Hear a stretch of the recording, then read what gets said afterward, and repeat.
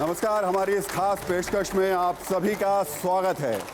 सनातन धर्म में राम जीवन के मानक हैं, राम त्याग हैं, राम करुणा है, राम शौर्य है, राम ही मर्यादा है, राम ही नीति है, राम ही सत्य है, राम ही वचन है।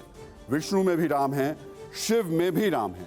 बाबा तुलसी कह गए हैं कि कहो कहाँ लगी नाम बड़ाई, राम न सकही नाम गुण गाई। यानी राम के नाम का गुण तो खुद श्री राम भी नहीं बता सकते। आज के समाज में, आज के विवादों में, आज की राजनीति में, आज के संघर्षों में राम के आदर्श विचार क्या हैं, ये आज हम उनसे पूछने वाले हैं जिन्हें आज का तुलसी कहा जाता है। जोरदार तालियों से स्वागत कीजिए तुलसी पीठाधीश्वर जगत गुरु राम भद्राचार्य जी का। आचार्य जी प्रणाम, बहुत बहुत स्वागत है आपका। और इस संवाद में मेरे साथ 5 संपादक भी हैं। राहुल देव जी हैं, हर्षवर्धन जी हैं, अंशुमन जी हैं, राकेश जी हैं और संगीता जी हैं। तो ये संवाद शुरू मैं करूं, बहुत सारे मुद्दों पर आपसे मुझे बात करनी है। आप निसंकोच प्रश्न कीजिए।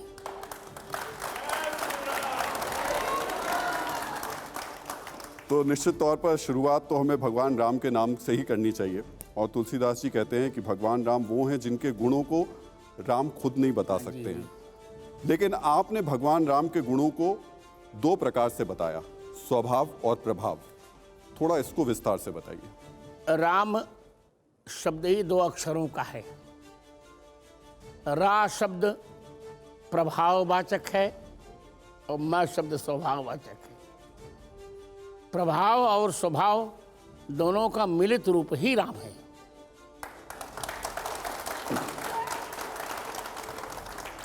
आचार्य जी, राम और रावण, जब हम इन 2 शब्दों को जोड़ते हैं या आमने सामने रखते हैं, रावण जिसके अंदर इच्छाएं भरी हुई हैं और राम जो उससे परे हैं। अब हम इन इच्छाओं की जब बात करते हैं तो राम से जुड़े लोग या राम भक्त, क्या उन्हें भी इच्छाओं से परे होना चाहिए? निश्चित रूप से भौतिक इच्छाओं से परे होना चाहिए, पर आध्यात्मिक इच्छाओं से परे कभी नहीं होना चाहिए।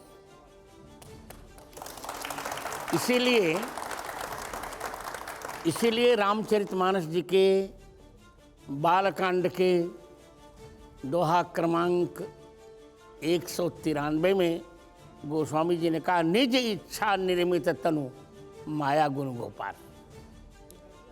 आपने बहुत अच्छी बात कही कि भौतिक नहीं होना चाहिए, आध्यात्मिक होना चाहिए इच्छाओं को।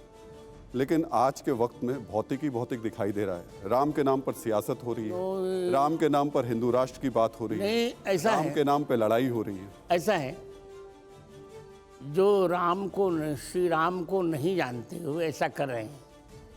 मेरी दृष्टि में रा शब्दाद राष्ट्रमित्युक्तम, माँ शब्दाद मंगलम स्मृतम।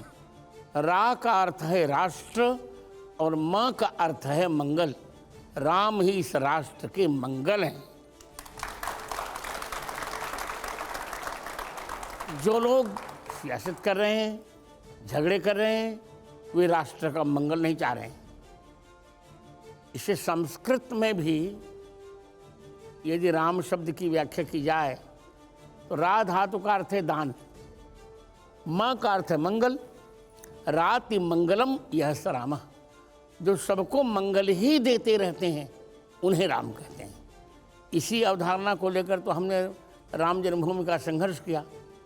और राम जन्मभूमि के संघर्ष में मैं तो कहूँगा कि हम 100% सफल हुए।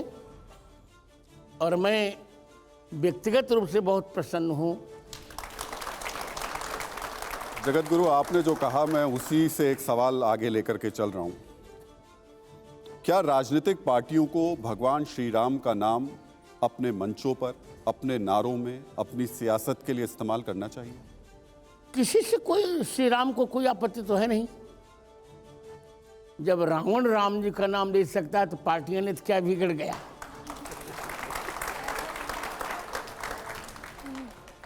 पर अगर उस नाम के जरिए लोगों को बांटने का काम हो जाए, वो नहीं, ऐसा नहीं होता। जरिया बना लिया, ऐसा नहीं होगा, ऐसा नहीं होगा। लोग समझ नहीं पा रहे हैं।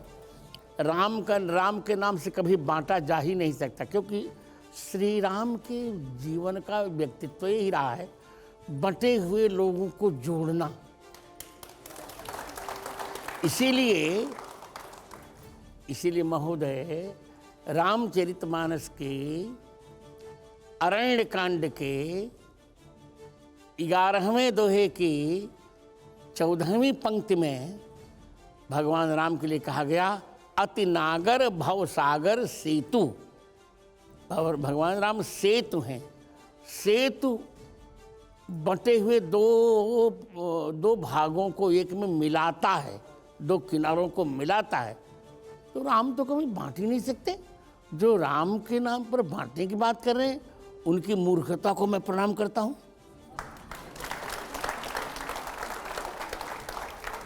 आचार्य जी, अब मैं इस वक्त जो सबसे बड़ा मुद्दा देश में चल रहा है उसकी तरफ आपको लेकर चल रहा हूँ, और काशी विश्वनाथ में जो ज्ञानवापी मस्जिद है उसको लेकर के। अब ये जो मुद्दा है इसे लेकर सियासत हो रही है या ये वाकई सनातन की जरूरत है? नहीं, आवश्यकता है। सनातन धर्म की आवश्यकता है। क्योंकि देखिए, मैंने स्वयं ने वाराणसी में पढ़ा है। उस समय का ऐसा प्रचलन था कि जो ज्ञानवापी का एक बूंद भी जल पी लेता था वह प्रखर प्रतिभा का धनी बन जाता था। मैंने भी पिया। आजाद चंद्रशेखर ने भी ज्ञानवापी का जल पिया था। मैंने अपने जीवन के 16वें वर्ष में आजाद चंद्रशेखर पर संस्कृत में खंड काव्य लिखा था। ये तो भारतीय प्रतिभाएं समाप्त हो जाएं, इसीलिए प्रतिभा का जो स्रोत था ज्ञानवापी, उस पर इन लोग विधर्मियों ने अपना मस्जिद खड़ा कर दिया। मस्जिद वहाँ ही नहीं, जहाँ त्रिशूल हो, जहाँ डमरू हो, जहाँ हाथ धोने के लिए स्थान हो, जहाँ परिक्रमा, वहाँ कैसी मस्जिद? ये सब दुर्भाग्य का विषय है। हमने अब तक तो सहन किया, पर अब तो नहीं सहन करेगा। अब हिंदू जग गया है। 30,000 मंदिरों को तोड़ करके हमारे विधर्मियों ने भिन्न भिन्न स्थान बना डाले। ज्ञानवापी तो हमारा जन्म सिद्ध अधिकार भी है, कर्म सिद्ध अधिकार भी है और धर्म सिद्ध अधिकार भी है ज्ञानवापी। आचार्य जी, आपने एक शब्द का इस्तेमाल किया, हिंदू जाग गया है। इस पर मैं आऊँगा आपके पास में, लेकिन इसमें कोई दो राय नहीं कि ऐतिहासिक तथ्य बिल्कुल साफ तौर पर बताते हैं। जिन चिन्हों का आपने बताया, जिक्र किया, वो भी बताते हैं कि काशी विश्वनाथ में जिस जगह ज्ञानवापी मस्जिद है वहाँ मंदिर हुआ करता था। लेकिन ये भी सत्य है और ये भी तथ्य है कि पिछले कई वर्षों से वहाँ पर मुस्लिम समाज के लोग जाके नमाज पढ़ रहे थे। पढ़े पर था तो हमारा कोई बलात् किसी पर कब्जा कर लेते, इसकी क्या इसका अर्थ को उस अस्तित्व को नकारा जाए? वो हमारा था। ज्ञानवापी हमारी, ज्ञानवापी का अर्थ होता है ज्ञान का कुआं। वापी माने कुआं होता, बाउली या कुआं। तो हमारा था। कोई कहे कि हमने भारत पर आक्रमण कर लिया तो भारत उसका हो गया क्या? हमने स्वतंत्रता प्राप्त की कि नहीं की? जैसे आक्रांत भारत विदेशियों द्वारा हथियाए गए भारत पर हमने स्वतंत्रता प्राप्त की, उसी प्रकार विधर्मियों द्वारा हथियाए गए ज्ञानवापी को प्राप्त करना हमारा नैतिक अधिकार है। आचार्य जी, लेकिन फहरिस्त लंबी होती चली जा रही है। ज्ञानवापी, उसके बाद मथुरा, उसके बाद किसी को ताजमहल नजर आता है, कोई कुतुब मीनार चला जाता है। जो हमारा होगा हाँ हमको नजर आएगा। कोई इसमें क्या संग?